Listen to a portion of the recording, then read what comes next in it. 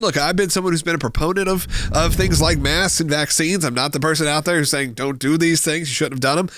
I'm very much on board with saying let's follow the science.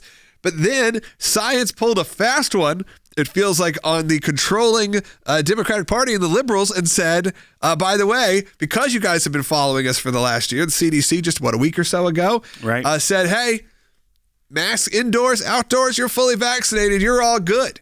Take them off, throw them away. And we've seen businesses, we've seen companies, we've seen public areas start to reverse their mask policies. I was in a grocery store yesterday as it was happening, as they were taking down the signs.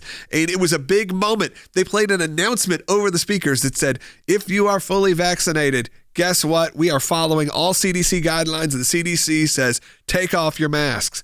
And there was a big moment in the store, like some people were cheering. Nancy Pelosi is not one of the people, though, unlike, Disney World that's allowing you to go now with no mask outside, at least. Inside, a lot of these places we're starting to see the big reversal, the big trends. But, Will, in the chambers. So she has maintained a mask mandate for the House chamber.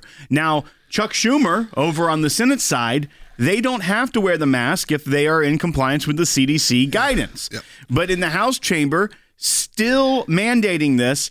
And just last night, Nancy Pelosi went to a gathering at the White House in the East Room for a bill signing ceremony. And what was she there? We have B-roll of it going right now. She's maskless, hugging people. There she is with the Attorney General, hugging senators, very close, not social distancing, anything. So it's fine for her to go to the White House maskless, but not on the House floor. It's always political, and it always goes against of course, this is to make a statement to not only the American people, but to the conservatives in the room who are maybe on the other side. She wants to slap fines on them, has been doing that, including those that are doctors running vaccine clinics. They're getting slapped with $500 fines if they don't wear a mask. Maybe we should play a little bit from Nancy Pelosi just to hear what she had to say not all that long ago. Let's go to Bite 26. This is about science and governance. And science and governance, we have a responsibility to make sure that the House of the Representatives chamber is not a petri dish.